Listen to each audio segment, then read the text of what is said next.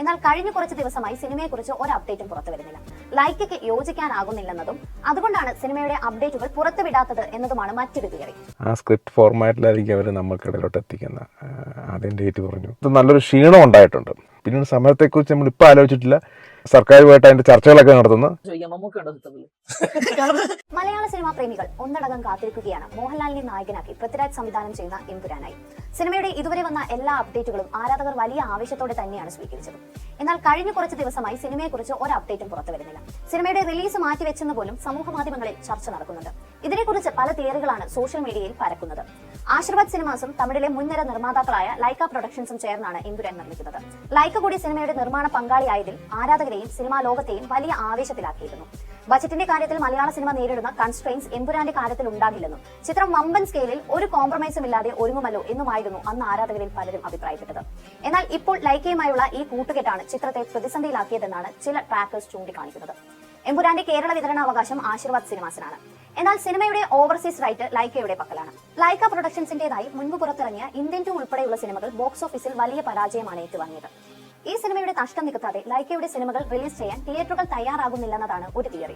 ഇത് കാരണമാണ് എമ്പുരാന്റെ റിലീസ് ഇപ്പോൾ അനിശ്ചിതത്വം നേരിടുന്നതെന്നാണ് പലരും കണക്കുകൂട്ടുന്നത്. അതിനൊപ്പം ആശീർവാദ് സംബന്ധിച്ച സിനിമയുടെ OTT, ഓവർസീസ്, മറ്റു ഭാഷകളിലെ ഡിസ്ട്രിബ്യൂഷൻ തുകകളോട് ലൈക്കയ്ക്ക് യോജിക്കാനാകുന്നില്ലെന്നതും അതുകൊണ്ടാണ് സിനിമയുടെ അപ്ഡേറ്റുകൾ പുറത്തുവിടാത്തത് എന്നതുമാണ് മറ്റൊരു തിയറി. OTTയിൽ നിന്ന് സിനിമയ്ക്ക് 70 കോടി ഓഫർ കിട്ടി. എന്നാൽ ലൈക്ക പ്രൊഡക്ഷൻസ് 90 കോടി വേണം എന്നാവശ്യപ്പെടുകയും ഇതുമൂലം റിലീസ് വൈകുമെന്നും റിപ്പോർട്ടുകളുണ്ട്. നിലവിൽ ലൈക്കയുടെ പേരിലല്ലാതെ പടം റിലീസ് ചെയ്താൽ ലാഭവിഹിതം അവർക്ക് കൊടുക്കാം എന്നാണ് ആശീർവാദ് പറയുന്നതെന്നും റിപ്പോർട്ടുകളുണ്ട്.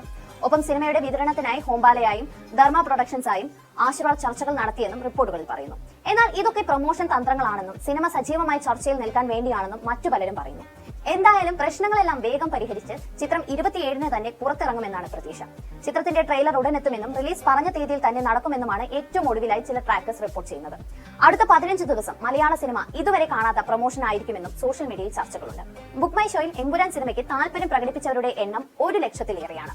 മാർച്ച് 11 വരെയുള്ള കണക്ക് പ്രകാരം സിനിമയ്ക്കായി ഇതുവരെ 105.3K ആളുകളാണ് ഇൻട്രസ്റ്റ് പ്രകടിപ്പിച്ചിരിക്കുന്നത്. അതേസമയം എമ്പുരാന്റെ ഒരു എക്സ്ക്ലൂസീവ് ഷോ ന്യൂയോർക്ക് ടൈംസ് സ്ക്വയറിൽ പ്രദർശിപ്പിക്കാൻ ഒരുങ്ങുകയാണ് നിർമ്മാതാക്കൾ. ആശീർവാദ് ഹോളിവുഡിന്റെ സോഷ്യൽ മീഡിയ പ്ലാറ്റ്ഫോമുകളിലൂടെ ഇക്കാര്യം അറിയിച്ചിരിക്കുന്നത്. സമീപ വർഷങ്ങളിൽ ഒരു മലയാള സിനിമയ്ക്ക് ലഭിക്കുന്ന ഏറ്റവും വലിയ ഹൈപ്പോടെയാണ് എമ്പുരാൻ തിയേറ്ററുകളിൽ എത്തുന്നത്. എമ്പുരാൻ ലൂസിഫറിന്റെ പ്രീക്വലും സ്വീക്വലുമാണെന്നാണ് ടീസറും ക്യാരക്ടർ പോസ്റ്ററുകളും ചിത്രത്തിന്റെ അണിയറ പ്രവർത്തകരുടെ വാക്കുകളും സൂചിപ്പിക്കുന്നത്. പൃഥ്വിരാജും മുരളി ഗോപിയും മോഹൻലാലും ചേർന്നൊരുക്കുന്ന വിസ്മയം കാണാൻ അക്ഷമരായി കാത്തിരിക്കുകയാണ് സിനിമാ ലോകം. മികച്ച അഭിപ്രായം നേടിയാൽ ലൂസിഫറിന്റെ ഇരട്ടിയാകും എമ്പുരാൻ തിയേറ്ററുകളിലും ബോക്സ് ഓഫീസിലും സൃഷ്ടിക്കുന്ന ഓളവും റെക്കോർഡുകളും. മലയാള സിനിമയുടെ വർദ്ധിക്കുന്ന സ്വീകാര്യതയും മാർക്കറ്റും ചിത്രത്തിലെ മറ്റ് ഭാഷാ അഭിനേതാക്കളുടെ സാന്നിധ്യവും എല്ലാം ചേർന്ന് എമ്പുരാന് ബോക്സ് ഓഫീസിലും സിനിമാ ബിസിനസിലും തുറന്നു കിട്ടുന്ന സാധ്യതകൾ ഏറെയാണ്. എനിക്കും തോന്നുന്നത് പറഞ്ഞ ഡേറ്റ് തന്നെ പടം വരുമെന്നാണ് തോന്നുന്നു. ഇതൊരു PR സ്റ്റണ്ട് ആയിരിക്കും. കാരണം നമ്മൾ ഇത്രയേ കോടികൾ മുടക്കിയൊരു പടം ചെയ്യുമ്പോൾ അത് എങ്ങനെയെങ്കിലും ഒരു 10 ആളിലോട്ട് എത്തിക്കുക എന്ന് പറയുന്നത് അത്ര എളുപ്പമുള്ള കാര്യമല്ല. അപ്പോൾ അതിന് എത്തിക്കണമെന്നുണ്ടെങ്കിൽ മാക്സിമം ഹാർഡ് വർക്ക് ചെയ്യണം. PR ഗ്രൂപ്പിന് ഒരു സ്ക്രിപ്റ്റ് കാണും. ആ സ്ക്രിപ്റ്റ് ഫോർമാറ്റിലായിരിക്കും അവർ നമ്മൾക്കിടയിലോട്ട് എത്തിക്കുന്നത്. ആദ്യം ഡേറ്റ് പറഞ്ഞു, പിന്നീട് പ്രോബ്ലം ഉണ്ടെന്ന് പറയും. അപ്പം നമ്മളതിനെക്കുറിച്ച് കൂടുതൽ സെർച്ച് ചെയ്യും. നമ്മളെല്ലാം യൂട്യൂബിലും ഗൂഗിളിലെല്ലാം എമ്പുരാൻ പിന്നെ ലൂസിഫർ 2 എന്നൊക്കെ നമ്മൾ ടൈപ്പ് ചെയ്യും. അപ്പം അതിൻ്റെ റീച്ചിലോട്ട് കൂടുതൽ എത്തിക്കാനുള്ള ഒരു സാധ്യതകൾ കൂടുതലാണ്. നമുക്കറിയാം, മലയാളിയെ സംബന്ധിച്ച് മോഹൻലാൽ എന്ന് പറയുന്ന എല്ലാവർക്കും വളരെ പ്രിയപ്പെട്ട നടൻ. അപ്പം ഇതിൻ്റെ നേരത്തുള്ള വാർത്തകളൊക്കെ അറിഞ്ഞ മാർച്ചിൽ എപ്പോഴാണ് റിലീസ്, ടിക്കറ്റുകളെ കുറിച്ചൊക്കെ അറിയാൻ നമ്മളെപ്പോഴും സെർച്ച് ചെയ്തുകൊണ്ടിരിക്കുമല്ലോ. സിനിമയല്ലേ, പ്രൊമോഷൻസ് ഒരു തവണ പയറ്റിയ സാധനം വീണ്ടും ഒരു പാറ്റിന് ഇറക്കാൻ കഴിഞ്ഞാൽ പറ്റില്ല. സ്ട്രാറ്റജി ഇടയ്ക്കിടയ്ക്ക് PR ടീംസ് മാറ്റിക്കൊണ്ടിരിക്കും. പടം ഒരിക്കലൊരു തകർച്ച ഉണ്ടാവുമെന്ന് എനിക്ക് തോന്നുന്നില്ല. മോഹൻലാലിൻ്റെ സാധാരണ പടങ്ങൾ പോയിട്ട് ഇതിനെ കമ്പയർ ചെയ്യാൻ പറ്റില്ല. കാരണം ഇതിന് ഡയറക്ടറും റൈറ്ററും തന്നെയാണ് എൻ്റെ ഒരു ബ്രാൻഡിങ്. അവർ ലൂസിഫർ എങ്ങനെ ചെയ്തു വെച്ചോ അതിൻ്റെ ഒരു പടി മുകളിലോട്ടേ അവർ വെക്കാൻ വഴിയുള്ളൂ, അല്ലേ താഴോട്ട് പോകുമെന്ന് എനിക്ക് തോന്നുന്നില്ല. എന്താണല്ലോ അതിൻ്റെ മുകളിലോട്ടേ വെക്കുള്ളൂ. കഥയ്ക്കകത്ത് ട്വിസ്റ്റ് എന്തുമാത്രം ഉണ്ട് എന്നൊക്കെ ഉള്ളതാണ് അതിൻ്റെ ഒരു ഘടകം. ചിലപ്പം നമുക്ക് കഥ ഒരു ഇൻ്റർവ്യൂവിൽ കൊണ്ട് ചിലപ്പം ക്ലൈമാക്സ് എന്താണെന്ന് ചിലപ്പം മനസ്സിലാകാൻ സാധിക്കുമായിരിക്കും.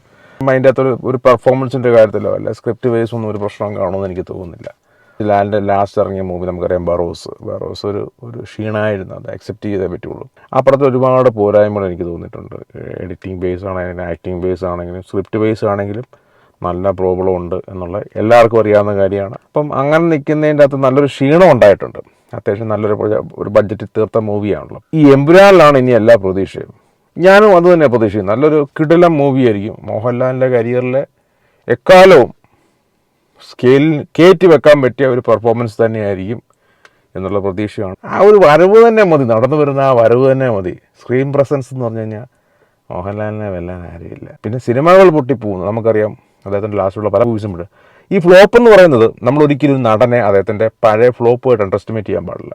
കാരണം ഒരു 5 പടം പൊട്ടിയാലും 6ാമത് വരുന്ന ഒറ്റ പടം ബമ്പർ ഹിറ്റ് അടിച്ചു കഴിഞ്ഞാൽ ആ 5 പടവും സൈഡാവും. അതാണ് ഒരു ആക്ടറിൻ്റെ ലൈഫ്. നമ്മുടെ ഈ സച്ചിൻ ടെണ്ടുൽക്കർ കളിക്കാൻ പോകുമ്പോൾ 3-4 കളിയിൽ ഡക്കായിരിക്കും. പക്ഷേ ഒരു 6ാമത്തെ കളിയാകുമ്പം ഒരു 130 റൺസ് 80 ബോൾ അല്ലെ 90 ബോൾ എടുത്തു കഴിയുമ്പം ആ മറ്റ് വന്ന സാധനം എല്ലാം സൈഡായി. കഴിഞ്ഞ ഇടയ്ക്ക് പ്രൊഡ്യൂസേഴ്സ് അസോസിയേഷൻ്റെ ഇഷ്യൂ, ആക്ടേഴ്സും പ്രൊഡ്യൂസേഴ്സ് അസോസിയേഷൻ തമ്മിൽ ഇഷ്യൂ ഉണ്ടായി. ആന്റണി പെരുമ്പാവൂർ കുറിപ്പിടുന്നു, പിന്നീട് അത് ചർച്ചാ വിഷയമായിരുന്നു, സമരം വരുന്നു. പിന്നീട് ആന്റണി പെരുമ്പാവൂരുടെ ഒത്തുതീർപ്പാകുന്നു, ആന്റണി പെരുമ്പാവൂരിട്ട് കുറിപ്പ് പിൻവലിക്കുന്നു.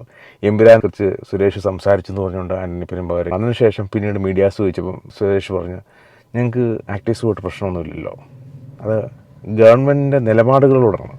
പിന്നീട് സുരേഷ് സമരമുണ്ട് എന്ന് പറഞ്ഞു. പിന്നീട് കുറച്ച് ദിവസം കഴിഞ്ഞ് പറഞ്ഞു സമരം ഇല്ല. പിന്നീട് സമരത്തെക്കുറിച്ച് നമ്മളിപ്പോൾ ആലോചിച്ചിട്ടില്ല, സർക്കാരുമായിട്ട് അതിൻ്റെ ചർച്ചകളൊക്കെ നടത്തുന്നു. ഇങ്ങനെ വന്നൊരു മലയെ ഡൗൺ ചെയ്ത് കൊണ്ടുവന്നു. ജനം കണ്ടു അവർ പറയുന്നത് PR സ്റ്റണ്ടിൻ്റെ ഭാഗമെന്ന് പറയുന്നത്. പറഞ്ഞിട്ടിങ്ങനെ സുരേഷും മോഹൻലാലൊക്കെ എത്ര വർഷമായിട്ടുള്ള സുഹൃത്തുക്കളാണ്, അവരൊക്കെ പണ്ട് പോലെ അറിയാവുന്നവരാണ്.